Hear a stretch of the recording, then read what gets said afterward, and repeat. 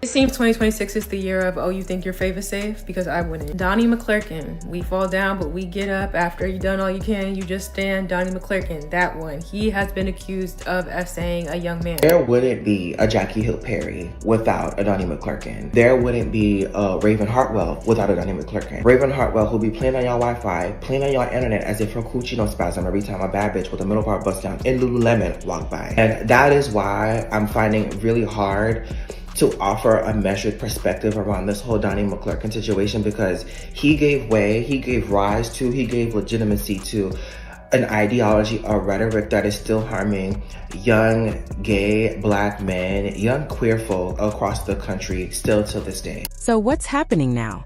Are we really hearing that Donnie McClurkin is being accused of pursuing men after all these years of claiming he was delivered from homosexuality? For years, Donnie built his ministry around the idea that he had been healed and could help others overcome the same struggle. People looked up to him, believing his message and trusting his guidance. But now, it seems that everything he preached might have been a cover. According to recent reports and a new lawsuit, Donnie is being called out for allegedly targeting gay men, convincing them to be involved with him, and keeping them quiet under the guise of religion.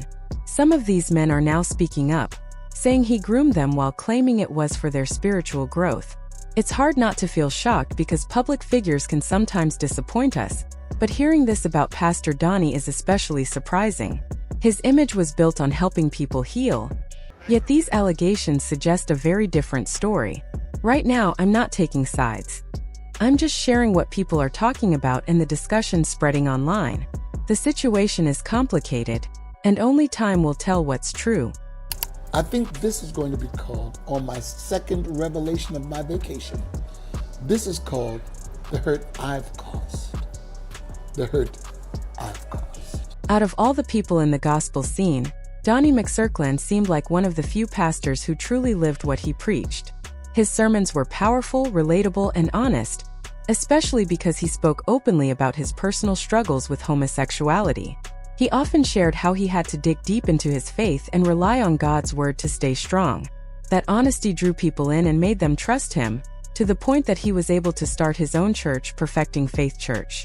The mission of his ministry was clear: save people, transform lives, and show them the path to God. But now, with a recent lawsuit, that image is being challenged. The allegations suggest that while he preached about deliverance, he might not have been fully honest about his own struggles. His ministry focused on helping men struggling with their sexuality find healing and alignment with God's will. Yet, according to the lawsuit, that honesty might have been a front, because he allegedly continued struggling with his desires in ways he never admitted publicly.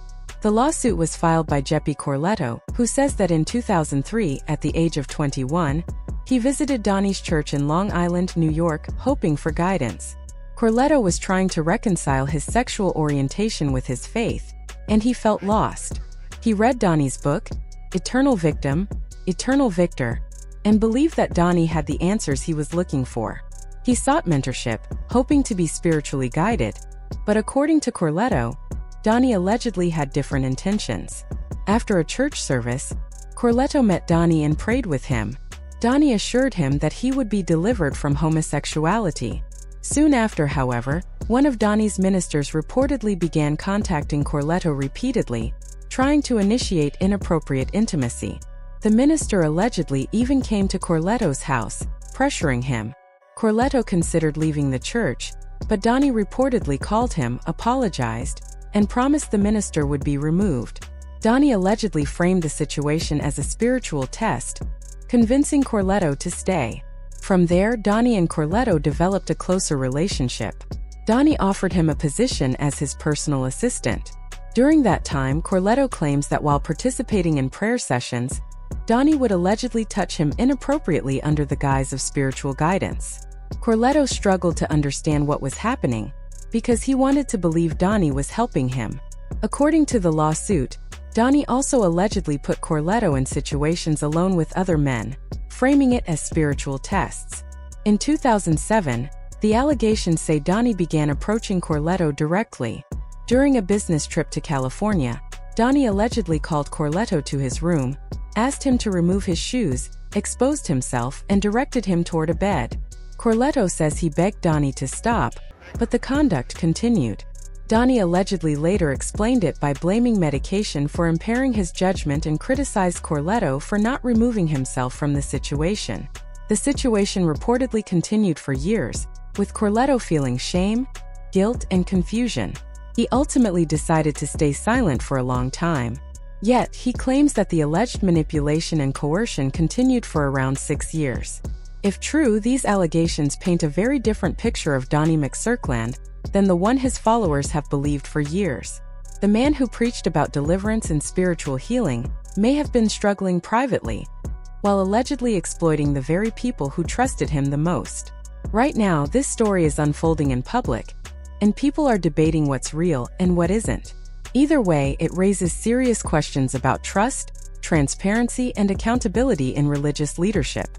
You hire somebody and they're working directly for you, you are their boss, and you enter into any type of relationship with them that is not business in nature, you open yourself up for a lawsuit. They can sue you. They can say you took advantage of them. They can say, I only did it because this is my boss and I was scared. So it doesn't really matter whether or not y'all think it's consensual, that man is going to get paid. According to Corletto, whenever he felt strong emotions or broke down, even in public, Donnie would turn those moments into lessons, saying that everyone needed to express their feelings. The lawsuit claims that sometimes Donnie put Corletto in situations during business trips where they had to share a single room, and the actions that took place were far from spiritual. Some might wonder why Corletto didn't just leave. He reportedly tried several times, but each time Donnie refused, insisting that Corletto couldn't find purpose or true deliverance without staying. Allegedly, Donnie compared their relationship to Elijah and Elisha, claiming that Corletto needed him to find his direction in life. If true, these actions would have been deeply manipulative and far from honoring God's teachings. Eventually, Corletto reached his limit. He accepted another job and informed Donnie that he was leaving. Donnie reportedly attempted to contact him, and because of the emotional attachment that had formed, he occasionally slipped back into Corletto's life. But by 2013, Corletto decided he would no longer accept any version of deliverance Donnie promoted and firmly rejected all advances. Later that year, Donnie allegedly sent an email apologizing. In it, he admitted that he had acted inappropriately, calling himself desperate and wrong for pursuing a young man seeking guidance and friendship. He acknowledged that he had forced himself and groped Corletto, admitted it was improper, and expressed shame over his behavior. He recognized the imbalance in their relationship, noting that he should not have had these desires and felt embarrassed about his actions. If these claims are accurate, it paints a troubling picture of trust, manipulation, and abuse under the guise of spiritual mentorship, showing how far someone can exploit authority for personal gain. God don't do nothing else in 2026. I want him to free his people from the shackles of committing crimes and then sending emails. Now, with the evidence and the email that has surfaced, many people are left confused and unsure about what to believe regarding Pastor Donnie. Some wonder if the allegations are completely true, while others think only parts of the story might be accurate, and some refuse to believe any of it at all. The situation has sparked intense debate online and in communities, as followers and critics alike try to make sense of the claims. Meanwhile, Pastor Donnie continues to insist that every accusation against him is false, maintaining his innocence despite the growing controversy. For truth which you have not heard. You have not heard the truth, but you will. But I just didn't want to go any longer without addressing it. I've remained silent while this campaign, this media campaign was launched. I've remained silent because the Bible tells you to be slow to speak. Slow to speak, quick to hear, and slow to anger. Donnie didn't completely deny that something sexual may have occurred, but he insisted that it wasn't abuse. That leaves some people wondering if there was a consensual encounter. Others aren't shocked that these allegations are coming out at all. It's a sad situation, especially if it happened to someone genuinely seeking guidance and help with personal struggles. The fact that it allegedly took place under Donnie's supervision raises questions about his ability to lead a ministry focused on deliverance. If he couldn't truly guide someone through that process, Maybe this isn't the path he should be teaching. Look, Stink, the email said I did it. I know I did it. I knew what I was doing was wrong when I was doing it. I shouldn't have did it. I thought about doing it. Then I did it again, did it in another state. You tried to get away, and I did it some more. Then you ran one more time, and then I did it again. I told you Do we need a court case? It's saying right there. He did it. Now, reports online say several men are claiming that Donnie used Pray the Gay Away sessions to touch them inappropriately.